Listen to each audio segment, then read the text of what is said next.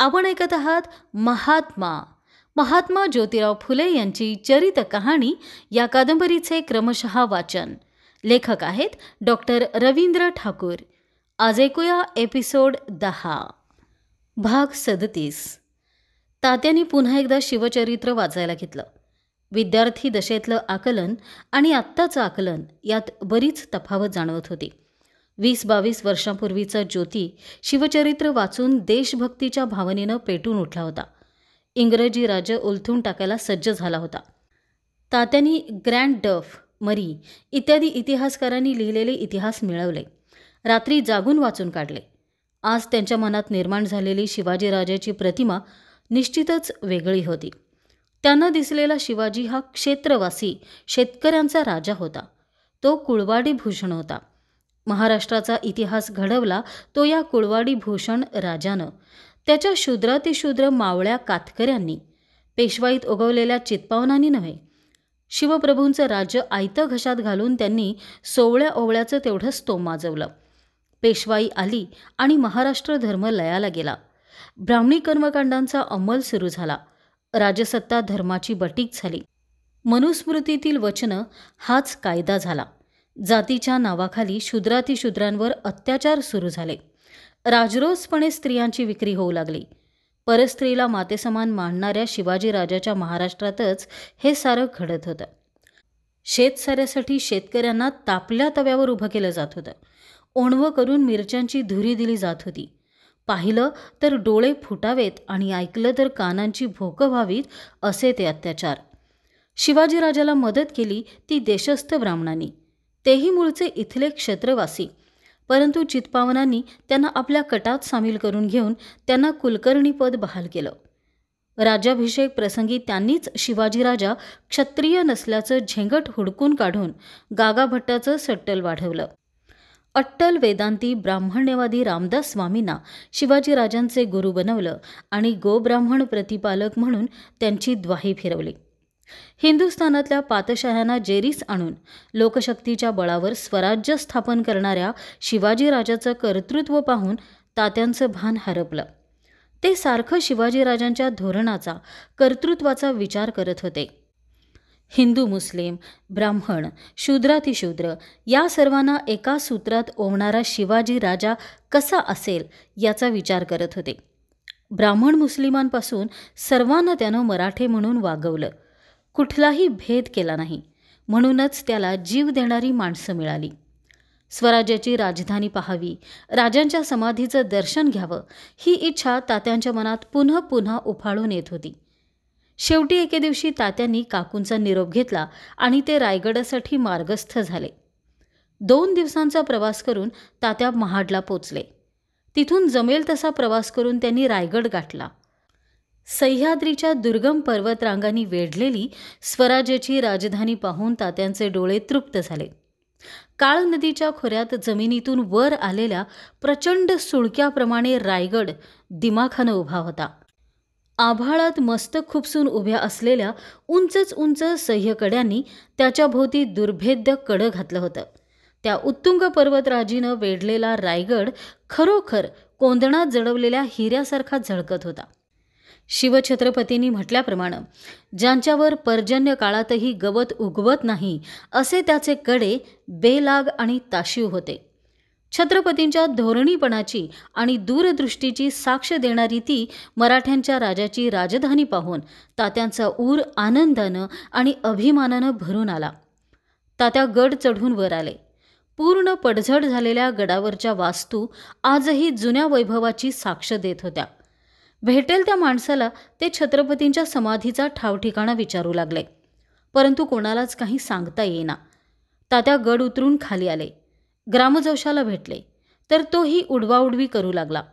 तात्या पुन्हा गडावर गेले. गडावर राहणाऱ्या मावळ्या कातकऱ्यांना भेटले. त्यांच्यापैकी अनेकांनी तात्या सांगत होते तसा चौथरा पाहिला होता. तो चौथरा असलेली जागा ते दाखवू शकत होते, परंतु तिथपर्यंत पोचणं त्यांनाही शक्य नव्हतं. तो संपूर्ण परिसर दाट झाडीनं वेढला होता. कुठं पाय ठेवायलाही जागा नव्हती. परंतु तात्यांचा निश्चय अढळ होता. राजांच्या समाधीचं दर्शन घेतल्याशिवाय ते परतणार नव्हते. एका मावळ्याकडून कुऱ्हाड मागून घेऊन ते कामाला लागले. 1-2 करता 3रा दिवस उजाडला. आणलेल्या भाकरी कधीच संपल्या होत्या. गडावरची माणसं आपल्या झोपडीत असेल ती चटणी भाकरी तात्यांना आणून देत. दिवसभर कुऱ्हाड चालवावी, मिळेल ती चटणी भाकरी खावी, रात्री मावळ्या कातकऱ्यांशी गप्पा करीत अंग टाकावं आणि सकाळी पुन्हा कामाला लागावं असा क्रम सुरू होता. 3ऱ्या प्रहरी काटेरी झुडपं आणि झाडपाल्यानं झाकला गेलेला समाधीचा चौथरा दिसला. छत्रपतींच्या स्मृतीला तात्यांनी मनोभावे वंदन केलं. समाधीची ती अवकळा पाहून त्यांचं हृदय दुःखानं गलबलून आलं. वर्षानुवर्ष ऊनवारा खाल्लेले दगडी चिरे कुठं कुठं निखळले होते. खाचाखाचातून झाडांच्या मुळ्या रुतल्या होत्या. तात्यांची कुऱ्हाड पुन्हा खचाखच चालू लागली. ते काम हातावेगळं होताच त्यांनी समाधीवर उगवलेलं गवत, वर्षानुवर्ष साचलेला पाचोळा साफ केला. ते काम झाल्यावर तात्या एका मावळ्याच्या झोपडीसमोर उभे राहिले. घागर मागितली. 4 घागरी पाणी ओतून समाधी धुवून काढली. 4 रानफुलं गोळा करून समाधीवर वाहिली आणि पुन्हा एकदा छत्रपतींच्या स्मृतीला वंदन केलं. तात्या एका वेगळ्याच विश्वात विहरत होते. ते विश्व होतं छत्रपतींच्या पराक्रमाचं, त्यांच्या असामान्य कर्तृत्वाचं, आपल्या मराठमोळ्या राजावर जीव ओवाळून टाकणाऱ्या मर्द मावळ्यांचं. कोणीतरी ताडताड येत होतं. तात्यांनी वळून पाहिलं. ग्रामजोशी येत होता. गरगरा डोळे फिरवीत तो सगळीकडे पाहत होता. कोण कुठल्या जातीच्या माणसानं यावं आणि असला आगाऊपणा करावा हे त्याला खपलं नव्हतं. समाधीची ती पुष्पपूजा पाहून त्याचं मस्तक एकदम फडकलं. बेभान होऊन तो किंचाळू लागला. कुणबट शिवाजीच्या थडग्याची फुलं वाहून पूजा, आणि मी ग्रामजोशी इथं असताना मला शिधा दक्षिणा द्यायची ते राहिलं बाजूला. केवढा हा माझा अपमान आहे. आणि त्याच तिरमिरीत पुढं होऊन त्यानं पूजेत वाहिलेली फुलं लाथ मारून उधळून लावली. तात्यांना उद्देशून तो पुन्हा बडबडू लागला. अरे शूद्रा कुणबटा, तुझा तो शिवाजी देव होता की काय? का म्हणून त्याची ही पूजा केलीस? तो शूद्र कुणबटांचा राजा होता. त्याची मुंजसुद्धा झाली नव्हती आहे ठाऊक. ते शब्द तात्यांचं हृदय फाडत गेले. घणाचे प्रहार झाल्यागत डोकं झणझणलं. तात्या बेभान झाले. छत्रपतींची निंदा करणारी ती बेमुरवतखोर जीभ उभ्या जागी हासडून ठेवावी इतका संताप अनावर झाला. परंतु त्यांनी प्रयत्नपूर्वक स्वतःला सावरलं. ज्यानं समाधीची देखभाल करावी तो आता उपटला होता आणि तोंडाला येईल ते बडबडत होता. मस्तकात आग पेटली होती. तात्यांनी प्रयत्नपूर्वक मौन पाळलं होतं. एवढा जात्याभिमान? अरे, तुम्हाला ज्या ब्राह्मणी राज्याचा एवढा अभिमान वाटतो, ते राज्य ज्यांच्या जीवावर पेशव्यांना मिळालं, त्या शिवप्रभूंची पूजा सामग्री तुम्ही भटाभिक्षुकांनी अशा पायातल्या खेटरांना लाथाडावी? धिक्कार असो तुमच्या या कृतज्ञपणाला. छत्रपतींचं गोब्राह्मण प्रतिपालक हे बिरूद खोटं आहे. तुम्हीच त्यांना ते स्वार्थापोटी चिकटवलं आहे. तो खरा कुणब्यांचा राजा, कुळवाडी भूषण, गोब्राह्मण प्रतिपालक नव्हे.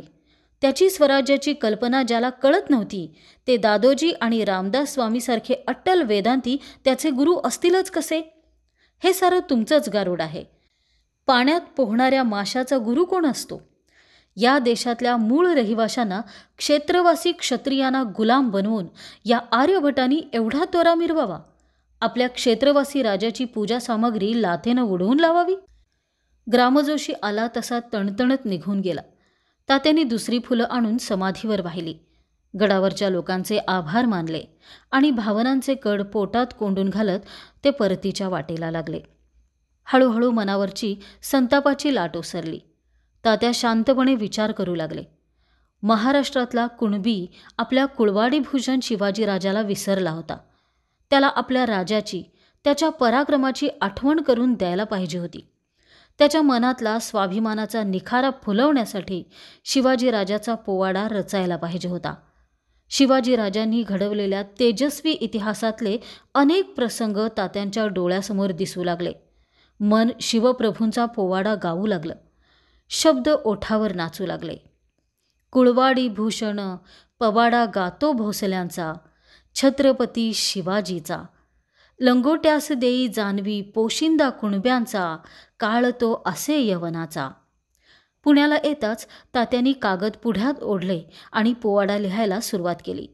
प्रत्येक कवनातून राजांचा पराक्रम वर्णन करून झाल्यावर आपली नाममुद्रा टाकताना तात्या म्हणाले, ज्योतिराव फुल्याने गाईला पूतशूद्राचा, मुख्य धनी पेशव्याचा.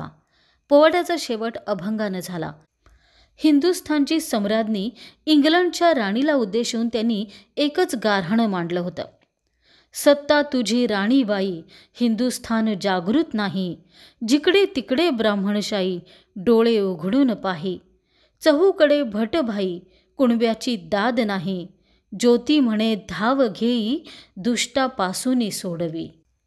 तात्यांचा नवा पोवाडा ऐकून शाहीर धोंडीराम यांना फार आनंद झाला. खेड्यापाड्यातून, वाड्या वस्त्यातून शिवाजीराजाचा पोवाडा दुमदुमू लागला. आपल्या अक्षरशत्रू समाजबांधवांना सहज समजतील असे साधे सोपे शब्द तात्यांनी वापरले होते.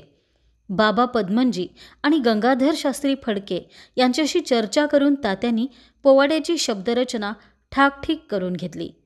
पोवाड्याच्या पुस्तकाला लहानशी प्रस्तावना लिहून तात्यांनी आपला सिद्धांत रोखठोकपणे मांडला आणि हा प्रयत्न सुज्ञ जनास आवडल्यास आणखी याच मासल्याचे महासुभ्यासारखे जे महावीर होऊन गेले त्यांचे पोवाडे मोठ्या उल्हासाने सादर केले जातील असं आश्वासनही देऊन ठेवलं. तात्यांनी आपला हा पोवाडा परमप्रीतीनं आणि आदरानं कैलासवासी राम बाळकृष्ण जयकर यांना अर्पण केला. सत्यदीपिकेत छापण्यासाठी बाबांनी त्याची एक प्रत स्वतःकडे घेतली. महत्त्वाचं म्हणजे पूर्वीचा अनुभव जमेला असूनही शाहीर धोंडीराम यांच्या आग्रहावरून तात्यांनी आपला पोवाडा दक्षिणा प्राईज कमिटीकडे पाठवला. अपेक्षेप्रमाणे सुज्ञ लोकांना पोवाडा फार आवडला आणि दिलेल्या आश्वासनाप्रमाणे तात्यांनी ब्राह्मणांचे कसब हा पोवाडा लिहून कावेबाज ब्राह्मणी वृत्तीवर पुन्हा हल्ला चढवला. पोवाड्याच्या पहिल्या भागात त्यांनी परशुराम आणि महासुभा व खंडोबा यांच्यातील लढाईचं आणि परशुरामानं केलेल्या भीषण अत्याचारांचं वर्णन केलं. ब्राह्मणांच्या कसबातील तात्यांची कवनं कोणालाही सहज पाठ व्हावीत अशीच होती. एका अभंगात जळोजळो तुमचे जिणे, उद्योगाआधी ताजे खाणे असं तुकाराम बुवांच्या भाषेत ठणकावणारे तात्या दुसऱ्या एका ठिकाणी म्हणाले, बामणी कावा समजून घ्यावा, आहेत अकलेचे खबरदार, शहाणे ठक आरपार. ब्राह्मणी कसबापायी नाडल्या गेलेल्या गोरगरिबांची दुरावस्था सरकार पुढं मांडावी आणि सरकारला प्रजेतील या अत्युपयोगी वर्गाच्या शिक्षणाची आवश्यकता पटावी या उद्देशानं त्यांनी ही रचना केली. त्यांचा उद्देश पूर्ण सफल झाला. तात्यांच्या या पोवाड्यानं पुन्हा एकदा धमाल उडवून दिली. भाग 38. रात्रीचं नाटक पाहिल्यापासून तुकाराम फार आनंदात होता. अगदी तात्या सांगत होते तसेच काहीसे विचार त्या नाटकातून व्यक्त झाले होते. त्यातील पात्रांचे विनोदी संवाद त्याला सारखे आठवत होते. नाटकाचं नावही मोठं गमतीदार होतं, अज्ञानराव भोळे देशमुख. गेल्या काही दिवसापासून भांबुर्ड्यात झालेल्या या नाटकाविषयी तो ऐकून होता. काल ते नाटक होणार असल्याचा तपास ठेवून तो 2-3 मित्रांसह रात्री भांबुर्ड्याला गेला होता. संध्याकाळी त्याचे पाय आपोआपच तात्यांच्या दुकानाकडे वळले. तात्यांना नाटकाविषयी सांगायची उर्मी त्याला गप्प बसू देत नव्हती. त्यांनी ते नाटक पाहिलं तर तेही त्या तरुणांना शाबासकी दिल्याशिवाय राहणार नाहीत याची त्याला खात्री वाटत होती. रामाकडे वर्दी देऊन तो माडीवर गेला. तात्यांच्या पुढ्यात जाडजूड ग्रंथ पडले होते. लिखाणकाम सुरू होतं. ये तुकाराम, बैस. ग्रंथातलं लक्ष काढून घेत तात्या म्हणाले, तात्यासाहेब, रात्री भांबुर्ड्याला गेलो होतो. तिथे एक नाटक होतं. कोणतं? अज्ञानराव भोळे देशमुख. अज्ञानराव भोळे देशमुख? नाटकाचं नाव ऐकून तात्यांना नवल वाटलं. कोणी केलं आहे ते नाटक? कृष्णराव नावाचा तिथलाच एक विद्यार्थी आहे. त्यानं ते नाटक लिहिलं आहे. तो स्वतःही त्या खेळात काम करतो. तात्यांनी भांबुर्ड्याला झालेल्या एका सत्यनारायणाच्या नाटकाविषयी ऐकलं होतं. त्या नाटकाचा कर्ता कोणी विद्यार्थी असल्याचं कळलं होतं. कदाचित त्याचंच हे काम असेल, तात्यांच्या मनात येऊन गेलं. तात्यासाहेब, तुम्ही ते नाटक जरूर पहा. तुम्हाला ते फार आवडेल. नाटक पाहिल्यावर तुम्ही त्या तरुणांना शाबासकी देऊन याल. तुकारामाचा आत्मविश्वास पाहून तात्यांना आनंद झाला. तात्यासाहेब, त्या फारसात अज्ञानी देशमुखांवर आणि त्यांना नाडणाऱ्या देवऋषांवर आणि ब्राह्मण कारभाऱ्यांवर फार चांगली टीका केली आहे. तुकारामानं फारसं कथानक, त्यातील विनोदी प्रसंग, सगळं काही साग्रसंगीत वर्णन करून सांगितलं. ते वर्णन ऐकून तात्या फारच खुश झाले. त्यावरून सत्यनारायणाच्या पूजेचा फार्स कसा असावा याचीही कल्पना त्यांना आली. ही नाटकं करणाऱ्या तरुणांचं, विशेषतः ते लिहिणाऱ्या कृष्णरावचं भेटून कौतुक केलं पाहिजे असं त्यांना वाटू लागलं. तुकाराम, पुन्हा ते नाटक होईल तेव्हा पाहायला जाऊच. आधी त्या तरुणाची भेट घेऊन त्याचं कौतुक केलं पाहिजे.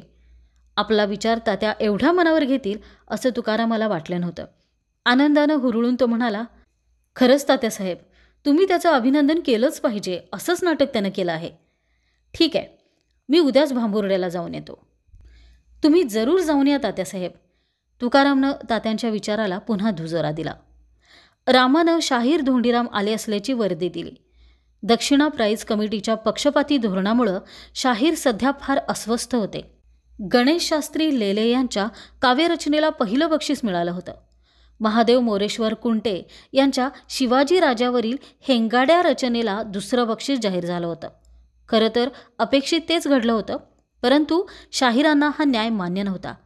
काही केल्या त्यांच्या डोक्यातून तो विषय जात नव्हता.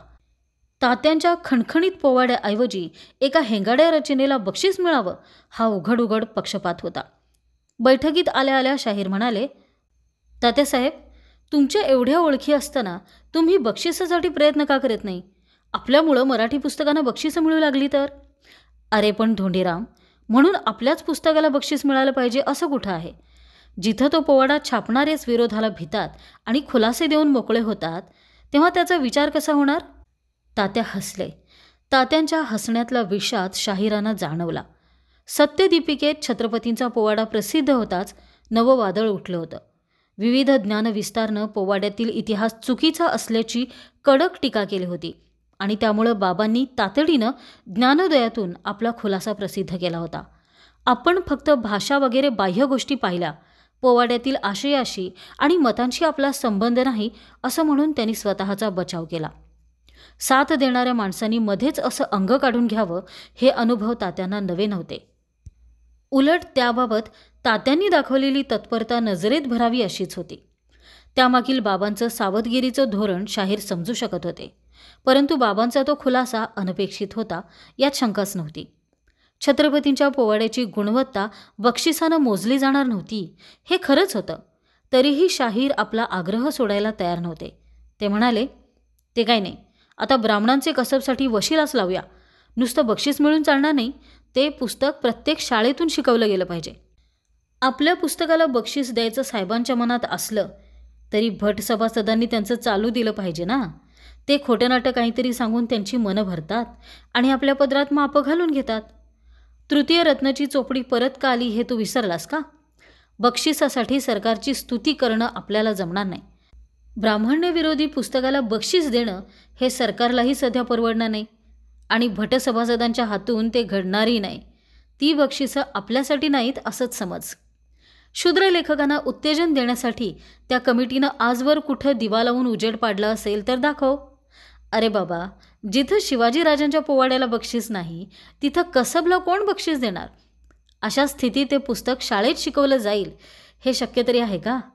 आणि बरं का धोंडीराम, एक गोष्ट लक्षात असू द्या, चांगलं काम शेवटास नेण्यासाठी कधीही वाईट उपाय योजू नयेत, नाहीतर त्या कामाच्या चांगुलपणाला बट्टा लागतो. त्यांनी माझी एक चोपडी घेतली नाही म्हणून काय झालं? मला देवाजीनं काही कमी केलेलं नाही. उलट तसल्या लोकांचं आर्जव करायचं धिक्कारून उत्पन्नकर्त्यावर कसा भर घालावा हे मी शिकलो. यास्तव मला त्यांचे आभारच मानले पाहिजेत. यावर शाहीर काय बोलणार? ते गप्पच झाले. बरं, ते जाऊ दे. तात्याने विषय बदलला.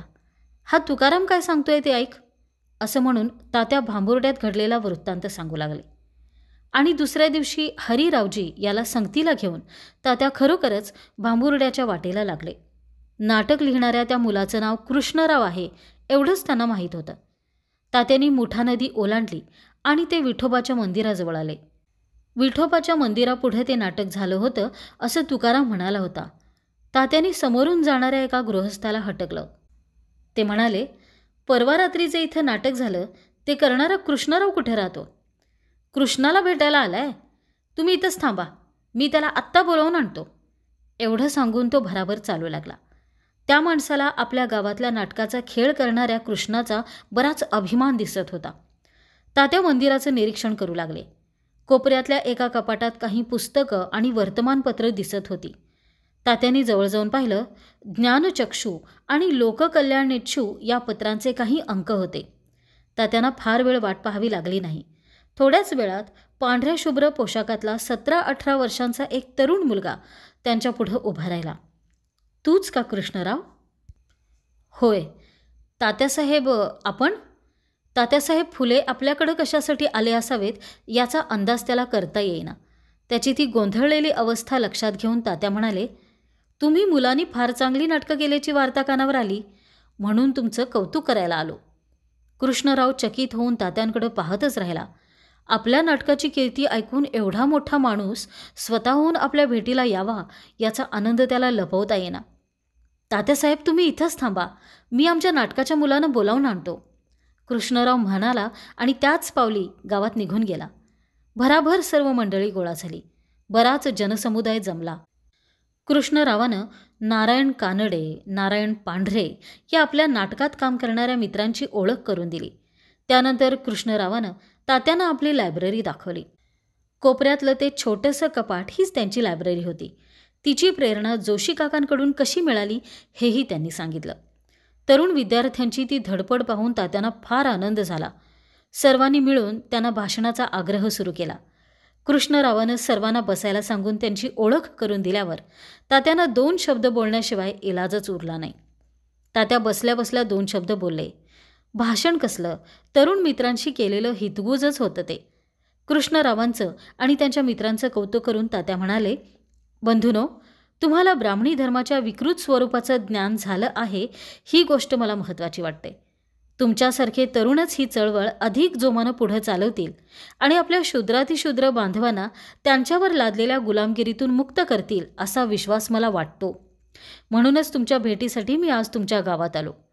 भाषणाच्या शेवटी तात्या म्हणाले, बंधूनो, एक वेळ आपल्या घरावर दरोडा पडला तरी परवडला, पण भटजोशांचा भरवसा ठेवणं आपल्या स्वप्नीसुद्धा नको. प्रचंड हास्यस्फोट होऊन टाळांचा कडकडाट झाला. तात्यांचं भाषण संपल्यावर कृष्णरावाला भाषणाचा आग्रह झाला. तो भाषणसुद्धा चांगलं करतो हे तात्यांना माहीतच नव्हतं. कृष्णरावानं आपल्या आवेशपूर्ण शैलीत भाषणाला प्रारंभ केला आणि गंमत म्हणजे तात्यांनी सहज म्हणून मांडलेल्या मुद्द्यांची हजेरी घ्यायला सुरुवात केली. तात्यांना त्याच्या स्वतंत्र विचाराचं, धीटपणाचं कौतुकच वाटलं. बोलण्यात काहीसा आक्रमकपणा होता, परंतु मांडणीत सुसूत्रता होती, ठामपणा होता. शूद्रातिशूद्रांच्या दुःखासाठी केवळ ब्राह्मणांना दोष देण्याऐवजी मराठा वतनदार, जहागीरदारांनाही तेवढाच दोष द्यावा असा त्याचा आग्रह होता. आपल्या फार्समध्ये त्यानं हा मुद्दा मांडला होता आणि जहागीरदार देशमुखांना बदसल्ला देणाऱ्या ब्राह्मण कारभाऱ्यांवरही झोड उठवली होती. भाषण संपवून कृष्णराव खाली बसला. तात्या म्हणाले, शूद्र जहागीरदार असं वागतात त्याला कारण तरी ब्राह्मणच आहेत ना. कृष्णराव आपला मुद्दा सोडायला तयार नव्हता.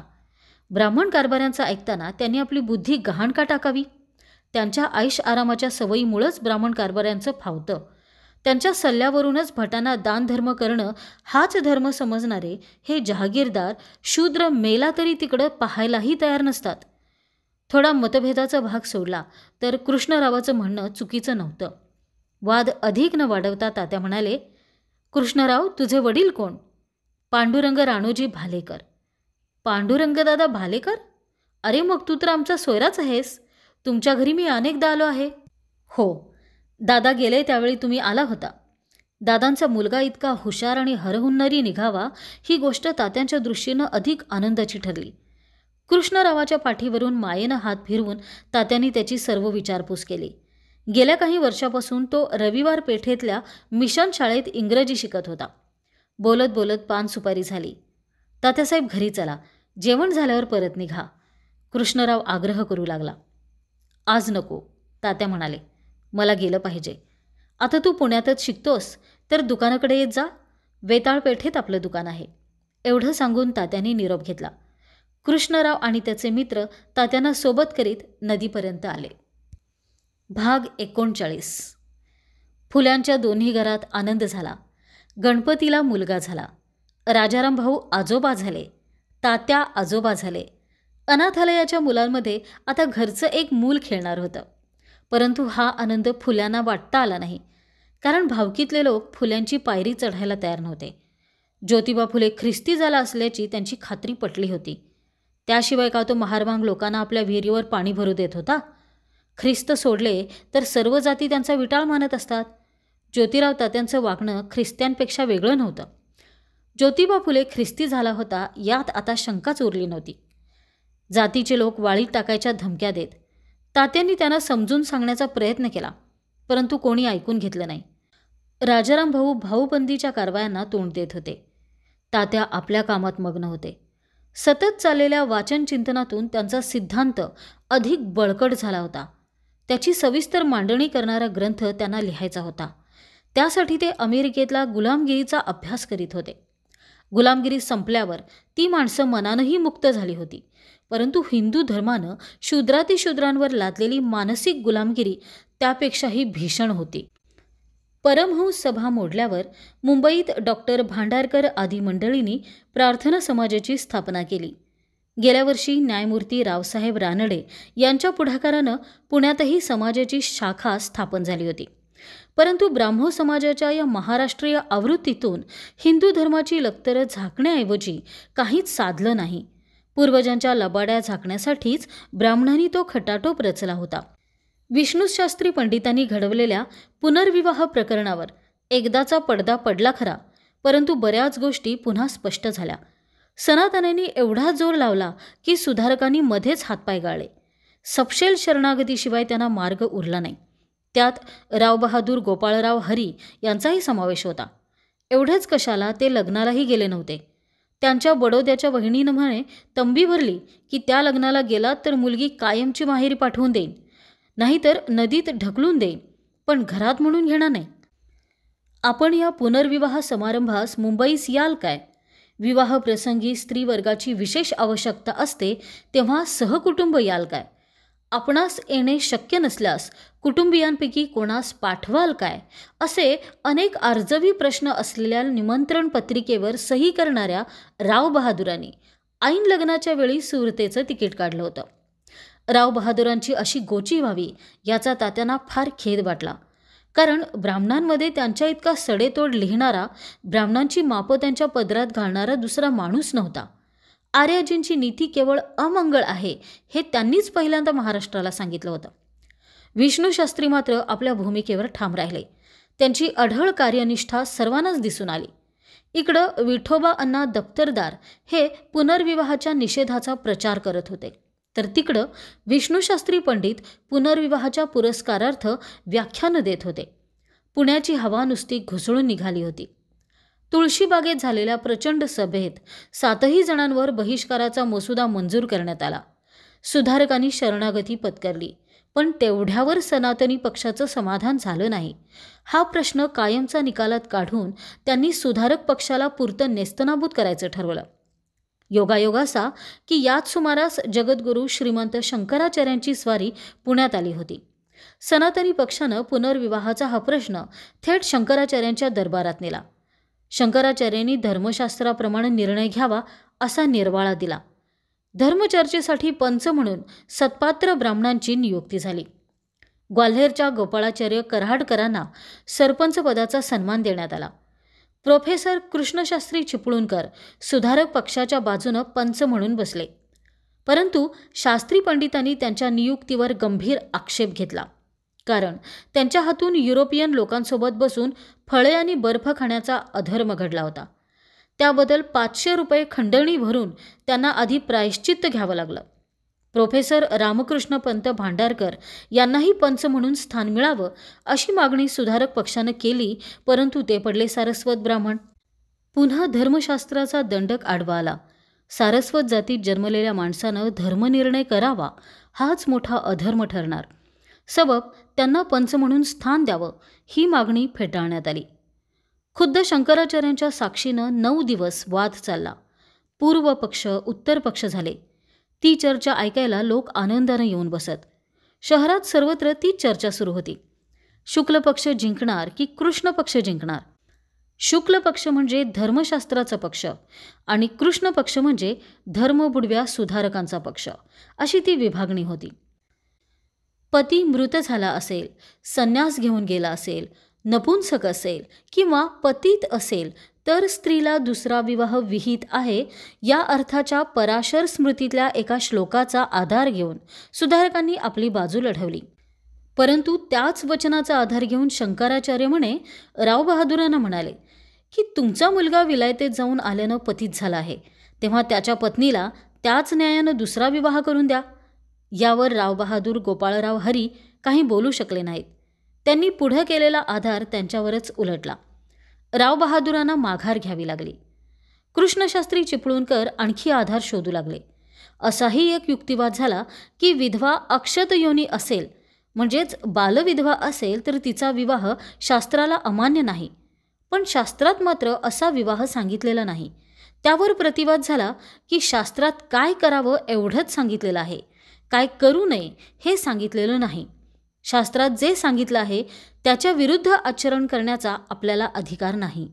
विधवा पुनर्विवाह शास्त्रात सांगितलेला नाही, तेव्हा शास्त्रार्थ एवढाच की पुनर्विवाह शास्त्रसंमत नाही. एका पोथीत अनुकूल आधार सापडला तर दुसऱ्या पोथीत प्रतिकूल आधार सापडे. त्यात पुन्हा अर्थ अनर्थाचे हजार गोंधळ. एकेका संस्कृत शब्दाचे 50 अर्थ. कुठला अर्थ घ्यायचा हे कसं आणि कोण ठरवणार? तरीही सुधारक पक्ष आपली बाजू लढवतच राहिला. प्रोफेसर भांडारकर सुधारणेला अनुकूल ठरतील अशी वचनं हुडकून काढून सुधारक पक्षाला मदत करत होते. बाजू उलटायची भीतीच नको म्हणून मग सनातनी लोकांनी वेगळाच बडगा काढला. ते म्हणाले, सुधारणेला अनुकूल शास्त्रार्थ निघाला तरी तो कलियुगात लागू पडत नाही. ठेवणीतल्या त्या अस्त्रानं सगळीच चर्चा संपुष्टात आली. सुधारकांना तोंडात मारून घेऊन गप्प बसावं लागलं. सुधारक पक्षाची बाजू पुरती लंगडी पडली. त्यात विनोद म्हणजे ज्यांच्यावर त्यांनी एवढी भिस्त ठेवली तेच दुटप्पी निघाले. खुद्द कृष्णशास्त्री चिपळूणकरांनी ऐनवेळी सनातनी पक्षाला अनुकूल ठरेल असाच अभिप्राय दिला. सुधारक पक्षाचा पराभव समोर दिसू लागताच केरुनानांना सोबत घेऊन तेच आधी प्रायश्चित घ्यायला पुढे आले. एवढं करून कोणत्या पक्षाची बाजू बरोबर हे मतं टाकून ठरवण्यात आलं. अशी मतं टाकून आणि टाळकी मोजून का विधवांच्या यातनांचा फैसला होणार होता? शेवटी 9 दिवस चाललेला तो वाद म्हणजे एक फारसच ठरला. सुधारक पक्षातल्या लोकांना प्रायश्चिताची शिक्षा फरमावली गेली. सनातनी पक्षाला आपल्या विजयाचा डांगोरा पिटायची मोठीच घाई झाली होती. विजय झाला, विष्णू हरला अशी तार त्यांनी टाइम्स ऑफ इंडियाला ठोकून दिली. एवढा 9 दिवस वाद चालला खरा, पण शंकराचार्यांना कोणीही बोलताना असं पाहिलंच नाही. त्यांच्या बाजूनं दुसरे म्हणजे सनातनीच बोलत होते. शंकराचार्यांना वादातलं काही कळत नव्हतं की बोलता येत नव्हतं, ते गुलदस्त्यातच राहिलं. सर्वांनी नाकं घासत प्रायश्चित्त घेतली. विष्णूशास्त्री पंडित, विष्णू परशुराम रानडे, रावसाहेब रानडे हे तिघे सुधारक बहिष्काराला तोंड देत राहिले. पुण्यात हा वादाचा आणि बहिष्काराचा फुकट तमाशा सुरू असताना मुंबईत आणखी एक पुनर्विवाह झाला. न्यायमूर्ती कान्होबा विजयकर यांनी आपल्या गवळ्याच्या तलावाजवळील बंगल्यात सुमित्राबाई नावाच्या विधवेशी समारंभपूर्वक लग्न केलं. पहिला विवाहसुद्धा त्यांच्याच बंगल्यावर पार पडला होता. एका न्यायाधीशानं अशी कृत्य करावीत ही गोष्ट सनातन्यांना फार बोचली. त्यांनी हर प्रकारे न्यायमूर्ती विजयकर आणि सुमित्राबाईंचा छळ सुरू केला. गुलदस्त्यात लपून बसलेल्या काही गोष्टी हळूहळू बाहेर येऊ लागल्या. सनातनी पक्षाने सुधारक पक्षाच्या बाजूने बसवलेले व्यंकटशास्त्री माटे यांना धाक दाखवून आधीच आपल्या बाजूने वळवून घेतलं होतं. त्यामुळं शंकराचार्यांकडे निवाडा करण्याची कुवत असली काय किंवा नसली काय, सुधारकांची हार होणार हे ठरलेलंच होतं. लोकहितवादींनी प्रायश्चित्त घेतलं खरं, पण आपण इथून पुढंही हे काम करीतच राहू असं पंचांना पत्र लिहून कळवून टाकलं. जोशी काकांनी सुरू केलेल्या सार्वजनिक सभेची धोरणं चांगली होती, परंतु तिच्या कार्यात शूद्रातिशूद्रांचा कुठलाही सहभाग नव्हता. खरं तर ती एक सार्वजनिक भटसभाच होती. महारमांगांच्या मुलांच्या शाळा सरकारी शिक्षण खात्याकडे सोपवून सदाशिवराव गोवंडे सार्वजनिक सभेचे कार्यवाह बनले. सदाशिवरावांचा विचार मनात येताच तात्यांना मित्रांच्या सहवासातला भूतकाळ आठवू लागे. सदाशिवराव सध्या कुठल्या तरी बुवाच्या नादी लागले असल्याचं ऐकिवात होतं. एकेकाळी एका ध्येयानं झपाटलेल्या मित्रांच्या वाटा आज अशा कुठल्या कुठं पांगल्या होत्या. मोरपंत आणि सखाराम मुंबईला गेले. मोरपंत प्रार्थना समाजाचे सदस्य झाले. सुबोध पत्रिकेच्या संपादनाची जबाबदारी त्यांनी स्वीकारली. त्या कामासाठी ते कायमचे मुंबईलाच राहिले. सखाराम पंतांनीही उद्योग व्यवसायासाठी मुंबईतच राहायचं ठरवलं. त्यावेळी साथ देणारी माणसं आज कुठे होती? ठाणे, कुलाबा जिल्ह्यात शाळांचे उपनिरीक्षक म्हणून बढतीवर गेलेले केशवराव भवाळकर पुण्यात परत आलेच नाहीत. तिथून ते परस्पर मध्य प्रांतात तहसीलदार म्हणून गेले. शादी होऊन गेल्यापासून फातिमाताई यांचीही भेट नव्हती. ती गफारच्या गेले त्यावेळी झाली. उस्मानही खूप दिवसांनी भेटला तो त्याच वेळी. डॉक्टर मिचेल, रे जेम्स मिचेल ही जिव्हाळ्याची माणसं कधीच मायदेशी परतली. मेजर कँडी यांनी आपला मुक्काम महाबळेश्वरला हलवला, त्यामुळे त्यांचीही भेट नव्हती. रावसाहेब रानडे सध्या बदली होऊन पुण्याला आले होते. प्रार्थना समाज आणि सार्वजनिक सभेच्या कामाला त्यांच्या मार्गदर्शनाखाली अधिक चालना मिळाली. तात्यांच्या कार्यात सहभागी होणं शक्य नसलं तरी त्यांनी चालवलेल्या कार्याविषयी रावसाहेबांना फार आस्था वाटे. लहान वयापासून ते ज्योतिराव फुल्यांच्या कार्याविषयी, त्यांच्या निधड्या स्वभावाविषयी ऐकत आले होते. मुद्दाम भेट घेऊन त्यांनी तात्यांच्या कार्याची प्रशंसा केली. रावसाहेबांच्या मर्यादा तात्यांना दिसून आल्या, परंतु त्यांची विद्वत्ता, ज्ञानलालसा आणि सत्कार्यावरील निष्ठा या गोष्टी तात्यांच्या मनाला स्पर्श करून गेल्या. त्यानंतर पुन्हा कितीतरी भेटी झाल्या. विचारांचं आदानप्रदान झालं. रावसाहेब रानडे आणि तात्यासाहेब फुले यांच्यातला स्नेह ही आता नवी गोष्ट राहिली नाही. रावसाहेबांच्या भगिनी दुर्गाबाई विधवा झाल्या त्यावेळी तात्या त्यांच्या भेटीला जाऊन आले. त्यानंतर रावसाहेबांची भेट झाली नव्हती. त्यामुळे दुपारी दुकानात निरोप आला तेव्हा तात्यांना आनंद झाला. रावसाहेब आज संध्याकाळी तात्यांच्या भेटीला येणार होते. संध्याकाळी ठीक 6 वाजता फुल्यांच्या वाड्यासमोर रावसाहेबांची घोडागाडी उभी राहिली. शुभ्र पेलेदार अंगरख्यावरून लपेटलेलं रेशीमकाठी उपर्ण सावरत रावसाहेब गाडीतून खाली उतरले. मूर्ती ठेंगणीशीच, परंतु व्यक्तिमत्वाचा प्रभावीपणा सहज जाणवणारा. डोक्यावरची गुलाबी पगडी प्रभावीपणात आणखी भर घालत होती. कुठंही छानछोकीचा लवलेश नाही. एकंदर राहणीत आचारविचारातला सरळ साधेपणा एकवटलेला. ओठावर आलेल्या छपरी मिशांमुळं थोडे गबाळेच वाटतात. शांत मुद्रा अथांग विद्वत्तेमुळं आणखी विचारी वाटते. रावसाहेबांचा व्यासंग तसाच दांडगा. सतत वाचनामुळं उजवा डोळा जवळजवळ अधू झाला आहे. अनाथालयाची व्यवस्था पाहून रावसाहेब म्हणाले, पंढरपुरात असं अनाथालय सुरू करावं अशी आमची इच्छा आहे. त्या दृष्टीनं आपलं अनाथालय पाहण्यासाठी लालशंकर उमियाशंकर येणार आहेत. तात्यांना तो विचार फार आवडला. ते म्हणाले, आपला विचार अगदी योग्य आहे. धार्मिक ठिकाणी रूढीचा जोर अधिक असतो. म्हणूनच आम्ही आमच्या या अनाथालयाच्या जाहिराती वाई, पंढरपूर, नाशिक, काशी इथंही पाठवल्या होत्या. तिथून काही स्त्रिया आमच्या अनाथालयात येऊन गेल्या. अशा स्त्रिया काही वेळा धार्मिक ठिकाणी जाऊन प्राणत्याग करतात. त्या ठिकाणी अनाथालयं सुरू केली तर निदान त्यांच्या मुलांना वाचवणं तरी शक्य होईल. त्यामुळं त्या तीर्थक्षेत्रावरील सनातन्यांनाही कदाचित जाग येईल. त्यांना जाग येणार की नाही, त्यांच्या हृदयाला पाजर फुटणार की नाही, आम्ही कसे तोंडघशी पडलो ते पाहिलंत ना, रावसाहेब म्हणाले. बोलत बोलत दोघेसनेही बैठकीत आले. रावसाहेबांच्या पगडीवरच्या झिरमिळ्या मंद मंद हलत होत्या. शांत चेहऱ्यावर दुःखाची सावली जाणवत होती. पुनर्विवाह प्रकरणी सोसावा लागलेला मनस्ताप ते अजून विसरले नव्हते. त्यात बहिणीच्या वैधव्याची भर पडली होती. बोलणं लिहिणं सोपं, प्रत्यक्ष सुधारणा करणं कठीण. काळाप्रमाणे शास्त्रास देखील चालन असलं पाहिजे असं म्हणणारे रावबहादूर स्वतः मात्र बदलायला तयार नाहीत, तात्या म्हणाले. पण तात्यासाहेब, एवढं असूनही त्यांनी पुनर्विवाह पक्षाला पाठबळ दिलं आहेच ना. विचारांना कृतीची जोड नसेल तर शाब्दिक पाठबळाला कुठला अर्थ रावसाहेब? फक्त भाषणं करून आणि लेख लिहून सुधारणा होणार नाहीत. सोसायची तयारी ठेवली तरच काही घडेल. तसं घडलं नाही तर विचार कितीही चांगले असतील तरी म्यानातल्या तलवारीसारखे गंजून जाऊन निरुपयोगी ठरतील. रावबहादुरांची कौटुंबिक अडचण सगळ्या गावाला माहीत होती. त्याविषयी अधिक चर्चा करण्यात काहीच मतलब नव्हता. अर्थात त्याविषयी तात्यांनाही सहानुभूती होती, नाही असं नाही. परंतु रावबहादुरांसारख्या स्वतंत्र विचाराच्या माणसानं रूढींपुढं इतकं वाकावं हेच त्यांना पटत नव्हतं. माझ्यावरही दडपण आलं होतं, पण निभावलं. झालं. तो विषय टाळत रावसाहेब म्हणाले. परंतु तात्यांनी पुन्हा त्याच विषयाकडे मोहरा वळवला. ते म्हणाले, सनातन्यांनी कितीही ओरड केली तरी तो विवाह चुकीचा कसा ठरतो रावसाहेब? शूद्रातिशूद्र समाजामध्ये पूर्वापार पुनर्विवाहाची चाल आहे, ती चुकीची आहे का? तुम्ही त्यांच्या पोथ्यांपुढं मान तुकवता म्हणून त्यांचं फावतं. तुम्ही मनातली शास्त्र काढून टाका, म्हणजे सुधारक पक्षाचं बळ आपोआप वाढेल. शास्त्रांचा गडबडगुंडा मनातून हद्दपार होत नाही तोवर हेच घडणार. रावसाहेब, आधी मनातली धर्मशास्त्र हद्दपार करा. धर्मशास्त्र? रावसाहेबांनी हतबल निश्वास टाकला. पुनर्विवाह होऊ नयेत असं कुठल्या धर्मशास्त्रात लिहिलं आहे रावसाहेब? कुठल्याही धर्मशास्त्रात लिहिलेलं नाही. पण करा म्हणूनही लिहिलेलं नाही.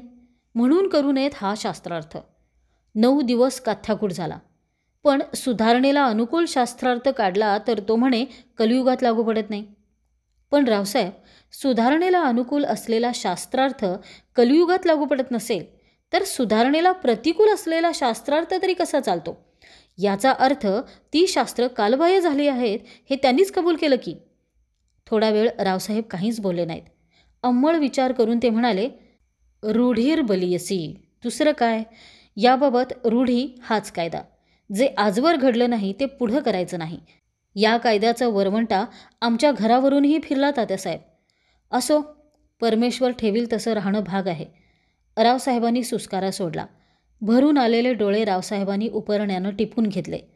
रावसाहेबांना झालेलं दुःख जाणून तात्या स्तब्ध झाले. काही वेळ तसाच गेला. निर्माण झालेल्या शांततेचा भंग करीत तात्या म्हणाले, वाईट झालं. घडू नये ते घडलं. परंतु रावसाहेब, एका सुधारकाची बहीण विधवा झाली आहे. रावसाहेब चमकले. तात्यासाहेबांना काय म्हणायचं आहे याचा त्यांना अंदाज आला होता. आपल्याला काय म्हणायचं आहे हे रावसाहेबांच्या लक्षात आलं आहे हे पाहून तात्या पुढं म्हणाले, रावसाहेब, दुर्गाबाईंना विधवेचं जिणं जगायला भाग पाडू नका. पण रावसाहेब चाचरले. त्यांच्या पगडीवरच्या झिरमिळ्या हलायच्या थांबल्या होत्या. तात्या म्हणाले, समाजात ज्या सुधारणा झाल्या पाहिजेत असं तुम्ही म्हणता त्या स्वतः आचरणात आणायला तुम्ही का कचरता? जे घडलं पाहिजे असं तुम्ही म्हणता ते स्वतः करून दाखवायची संधी तुम्हाला मिळाली आहे. रावसाहेब, ही संधी सोडू नका. दुर्गाबाईंचा पुनर्विवाह घडवून आपले बोल खरे करा. रावसाहेबांना स्तब्ध झालेलं पाहून तात्या पुढं म्हणाले, माणसाचा विकास घडवून आणणं हाच धर्माचा उद्देश आहे. मानव सेवा हीच ईश्वर सेवा आहे. ही शिकवण आपण समाजाला दिली पाहिजे रावसाहेब. तात्यासाहेब, सुधारणेसाठी असे निर्णय महत्त्वाचे ठरतात हे खरं, परंतु त्या व्यक्तीला मोठ्या संघर्षाला तोंड द्यावं लागतं. तो संघर्ष प्रत्येकाला सोसतोच असं नाही. मोरोबा कान्होबा यांना किती छळ सोसावा लागतो आहे याची माहिती तुम्हाला आहेच. मी पुनर्विवाहास पाठबळ दिलं म्हणून आमच्या घरातल्या लोकांना अजूनही त्रास सोसावा लागतो आहे. आमच्या कुटुंबास कुठे लग्न समारंभास बोलवलं जात नाही. बोलवलं तरी जाणून बुजून अपमान केला जातो. बहिष्काराच्या भीतीनं नोकरसुद्धा टिकत नाहीत. उद्या घरात कोणाचं निधन झालं तर अग्निसंस्कारासाठी माणसं मिळतील की नाही अशी भीती वाटू लागली आहे. अशा स्थितीत बहिणीचा पुनर्विवाह करायचं म्हणजे झगडा दिल्याशिवाय कुठलीही चांगली गोष्ट कधी साध्य झाली आहे का रावसाहेब? सामाजिक सुधारणा आपोआप घडणार नाहीत, त्या घडवाव्या लागतील. विधवा विवाह झाले पाहिजेत हे तुम्हाला पटलं आहे ना? मग धैर्य दाखवून हा पुनर्विवाह घडवा. त्याच वेळी लोकांच्या मनावर सुधारणेचं महत्त्व ठसेल. परंतु तात्यासाहेब, ज्यांच्या आयुष्यात सुधारणा घडणार आहे त्यांची मानसिक तयारी लक्षात घेतली पाहिजे. प्रत्यक्ष सुधारणा घडल्याखेरीज मानसिकता बदलणार नाही रावसाहेब. आपला विचार योग्य आहे अशी आपली खात्री असेल तर आपण त्यांना समजावून सांगितलं पाहिजे. इतकंच नव्हे तर सुधारणांचं महत्त्व आपणास त्यांच्या गळी उतरवता आलं पाहिजे. रावसाहेब खिंड लढवीत होते, परंतु त्यांचे युक्तिवाद टिकत नव्हते. शेवटी ते म्हणाले, तात्यासाहेब, मला तुमचं म्हणणं योग्य वाटतं. दुर्गाबाईंचं वय फार नाही, अवघं 20-21 असेल. अशा स्थितीत तिनं विधवा म्हणून आयुष्य कंठावं असं मला वाटत नाही.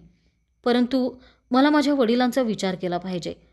दुर्गाचा पुनर्विवाह घडवण्याचा प्रयत्न केला तर त्यांना फार दुःख होईल. शिवाय ब्राह्मण आमच्या घरावर बहिष्कार टाकतील. मग रावसाहेब, आपलं हे सुधारकांचं ढोंग पुरे करा, ताडकन तात्या म्हणाले. त्या अनपेक्षित टोल्यानं रावसाहेब क्षणभर बावचळल्यासारखे झाले. त्यांच्या तोंडून शब्द फुटेना. तात्यांची नजर टाळत ते म्हणाले, तात्यासाहेब, सुधारकाला समाजाकडे दुर्लक्ष करून चालेल का? समाजाचा विचार करणं आणि आयत्या वेळी कच खाणं या दोन्ही गोष्टी वेगळ्या आहेत रावसाहेब. समाज सुधारणेच्या गोष्टी बोलणाऱ्या आपल्यासारख्या लोकांनी वेळ येईल त्याप्रमाणे सुधारणा आचरणात आणल्या तरच आपल्या विचारांना काही अर्थ आहे. समाजमन हळूहळू बदलत जाईल, त्याची एवढी काळजी कशासाठी? रावसाहेब निरुत्तर झाले. तो विषय तिथंच संपला. बाहेर अंधार दाटून आला होता. रावसाहेबांच्या हातावर निरोपाची फुलं पडली आणि घोडागाडी वाटेला लागली. काकूंना तात्यांचं आजचं बोलणं मुळीच आवडलं नव्हतं. घरी आलेल्या कुठल्याही पाहुण्याशी तात्या कधीच इतके तोडून बोलत नसत. उलट ब्राह्मण विद्वानांची ते अधिक नम्रतेनं वागत. ज्योतिराव फुले ब्राह्मणांचा वैरी आहे असं कोणाचा समज होऊ नये अशी त्यांची इच्छा असे. पोवाड्यातून आणि भाषणातून ब्राह्मणांवर कठोर टीकाप्रहार करणारे ज्योतिराव फुले ते हेच का असा प्रश्न पडावा इतकं त्यांचं वागणं बोलणं स्नेहशील असे. रावसाहेब जाताच काकूंनी तात्यांना तसं स्पष्ट सुनावलं. तात्या वरमले, परंतु त्यांच्या मनातला राग अजून गेला नव्हता. ते म्हणाले, त्यांना सुधारणा हव्या आहेत, पण त्या लोकांनी केलेल्या. हे स्वतः उंटावरून शेळ्या हाकणार. जे स्वतःच्या कुटुंबाची सुधारणा घडवू शकत नाहीत ते लोक समाज सुधारणा ती काय घडवणार? ज्यांच्या कानात स्वतःच्या बहिणीचा आक्रोश शिरत नाही त्यांना इतर विधवांच्या किंकाळ्या कुठल्या ऐकू येणार? ते फक्त बोलके सुधारक आहेत, त्यांच्याकडून कृतीची अपेक्षा नाही. झाला तेवढा वाद पुरेसा होता. तिकडं काम काकूनं हाक मारत होतं. त्या निघून गेल्या. तात्या मुलांच्या खोलीकडे वळले.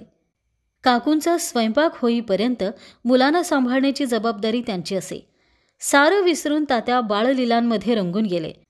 काकूंनी डोकावून पाहिलं असतं तर लेकरांना कडे खांद्यावर घेऊन खेळणाऱ्या, त्यांच्याशी बोबडं बोलणाऱ्या तात्यांना पाहून त्यांनाही थोड्या वेळापूर्वीचे तात्या हेच का असा संभ्रम पडल्यावाचून राहिला नसता.